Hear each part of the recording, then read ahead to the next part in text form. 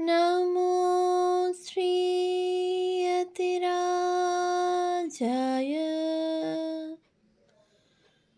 विवेकानन्दसूरये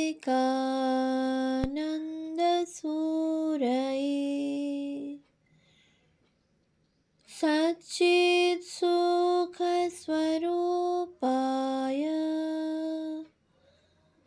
स्वामिने तापहारिणे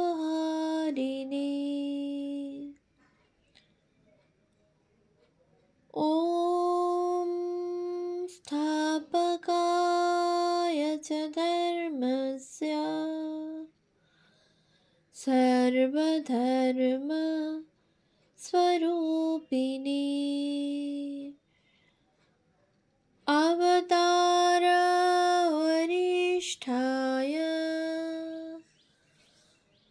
रामकृष्णाय ते नमः। जननीं शारदां देवीं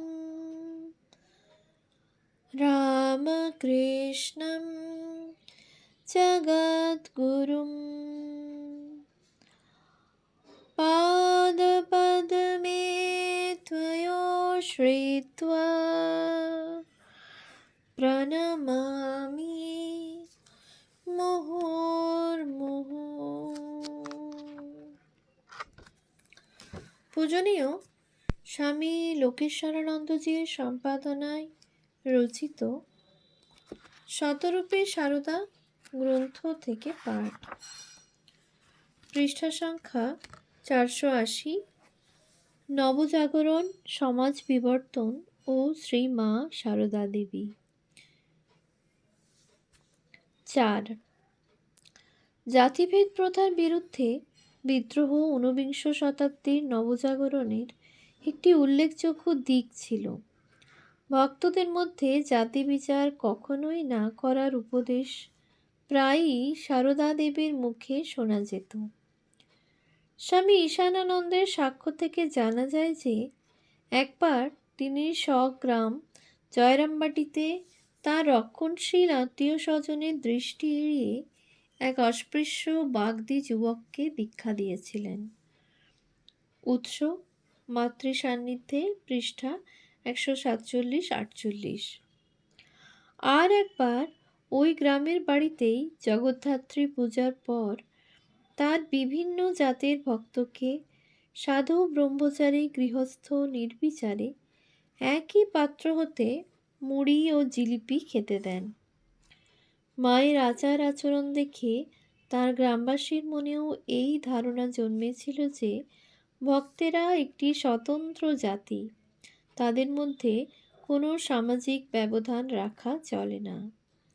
উৎস মাতৃ সান্নিধ্যে, পৃষ্ঠা 38-136।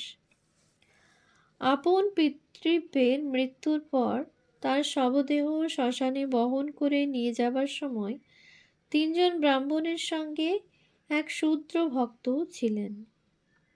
এই ব্যাপারে সঙ্গিনী গোলাপমা অনুযোগ করলে সারদা দেবী বলেছিলেন, শূদ্র কে গোলাপ, ভক্তের জাত আছে কি? উৎস শ্রীমা সারদা দেবী, পৃষ্ঠা 223।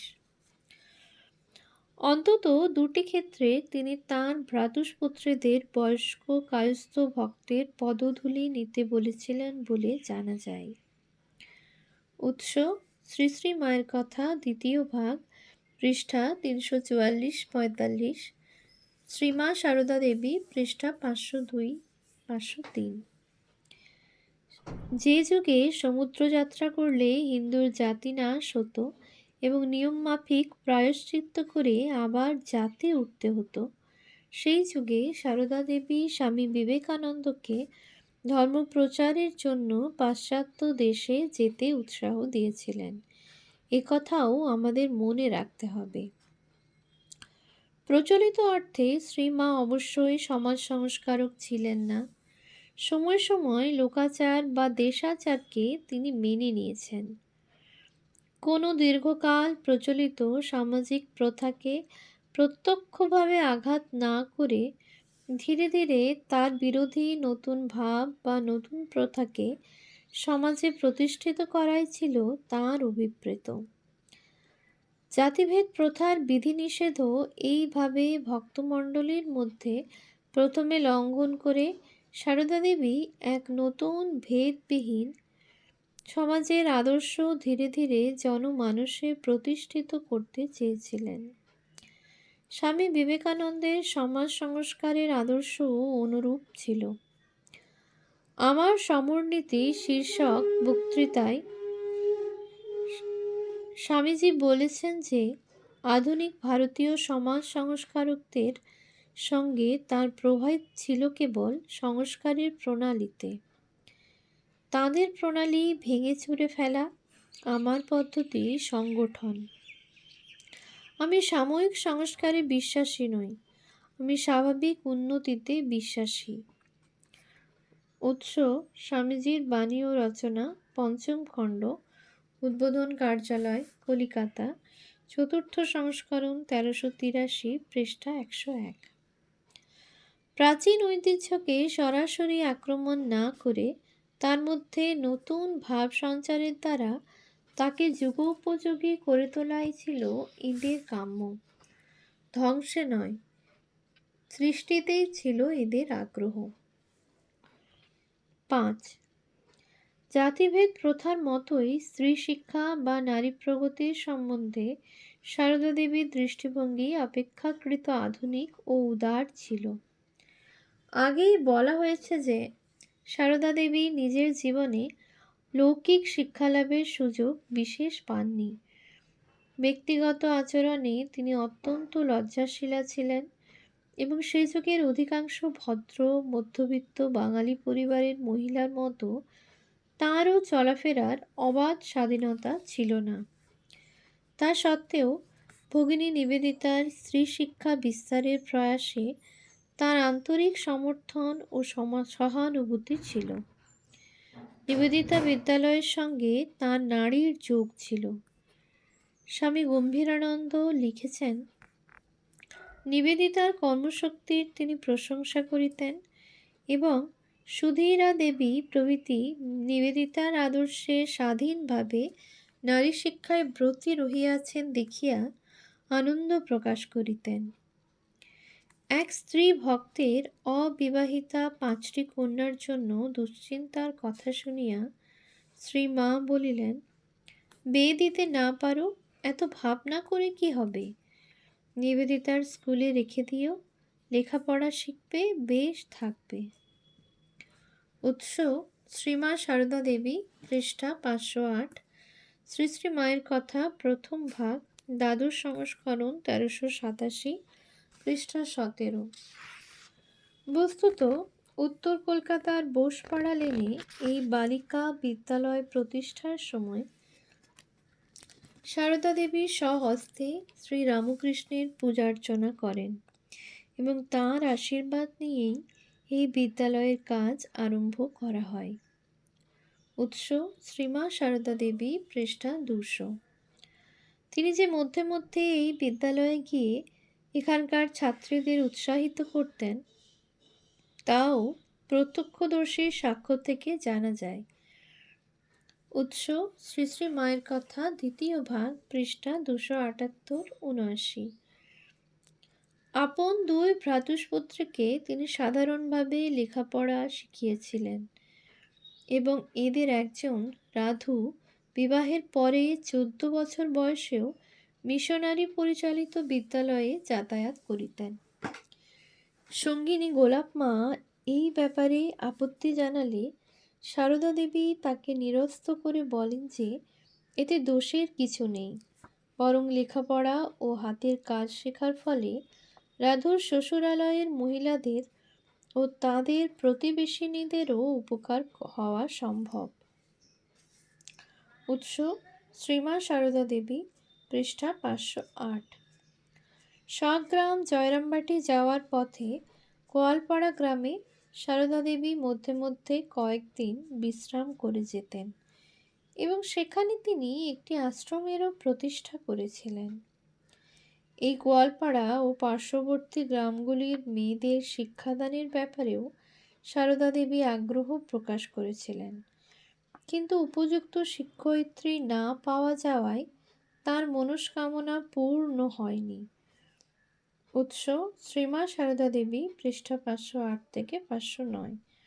শ্রীমা তার জনৈক শিক্ষাব্রতী সন্তানকে জয়রামবাটি অঞ্চলেও মেয়েদের লেখাপড়া এবং কাজকর্ম শেখাবার বন্দোবস্ত করতে পরামর্শ দিয়েছিলেন। সাধারণ শিক্ষার সঙ্গে মেয়েরা সূচি শিল্প, ধাত্রীবিদ্যা এসবও শিখুক, মায়ের এই রকম অভিপ্রায় ছিল।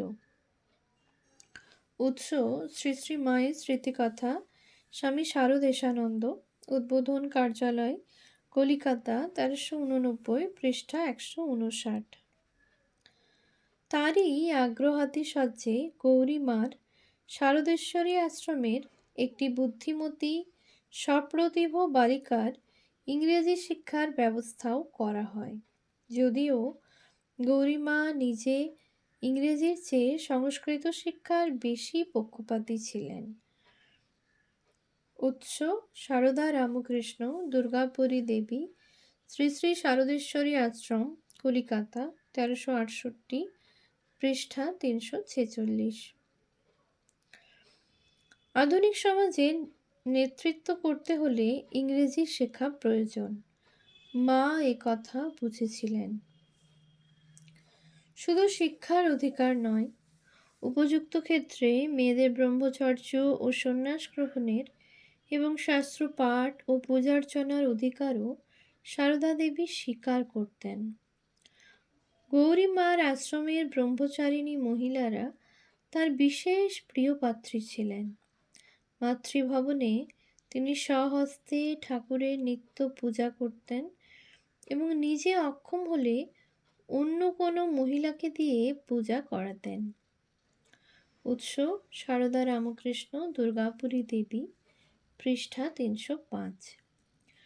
গোয়ালপাড়া আশ্রমেও তিনি ঠাকুরের ভ্রাতুষ্পুত্রী লক্ষ্মী দেবীকে ঠাকুরের পূজা স্বহস্তে করবার নির্দেশ দেন। উৎস: শ্রী শ্রী সারদা দেবী, ব্রহ্মচারী অক্ষয় চৈতন্য, ক্যালকাটা বুক হাউস, কলিকাতা, 8ম সংস্করণ, 1388, পৃষ্ঠা 95, পাদটীকা। গৌরীমা বিদ্যাবত্তা, বাগ্মিতা ও তেজস্বিতার তিনি বিশেষ প্রশংসা করতেন। আধুনিক যুগের মেয়েরা গৌরীমা বা নিবেদিতার আদর্শে গড়ে উঠুক, এই ছিল মায়ের অভিলাষ। সে যুগে স্ত্রী শিক্ষা বিস্তারের পথে একটি বিরাট প্রতিবন্ধক ছিল মেয়েদের বাল্যবিবাহের ব্যবস্থা। ভদ্রঘরের হিন্দু মেয়েদের 8 থেকে 12-13 বছর বয়সের মধ্যেই বিবাহ ছিল সাধারণ নিয়ম। বিবাহের পর সন্তান ধারণ এবং একান্নবর্তী পরিবারের নানা কাজে ব্যস্ত থাকায় মেয়েরা খুব কম ক্ষেত্রেই লেখাপড়া করার সুযোগ পেতেন। ছেলেদেরও অনেকের 20 বছর বয়সের পূর্বেই ছাত্রাবস্থায় বিবাহ সম্পন্ন হতো। সারদা দেবী কিন্তু পুরুষ ও নারী উভয়ের ক্ষেত্রেই বাল্যবিবাহের বিরোধী ছিলেন।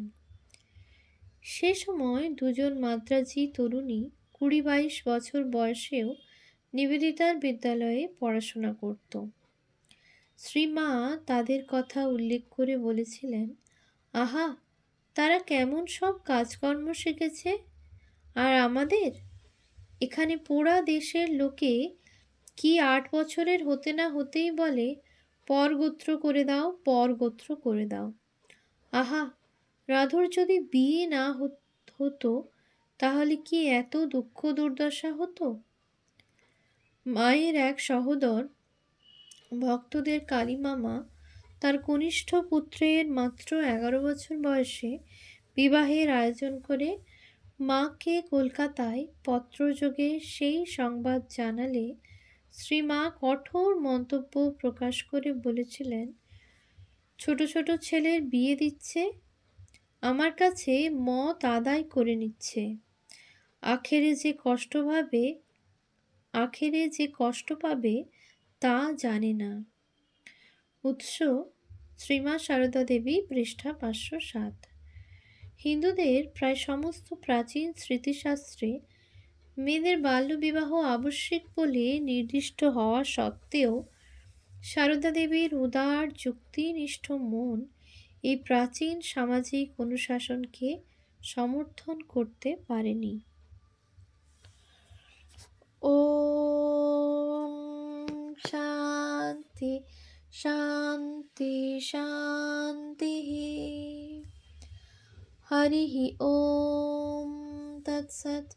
শ্রীরামকৃষ্ণার্পণমস্তু।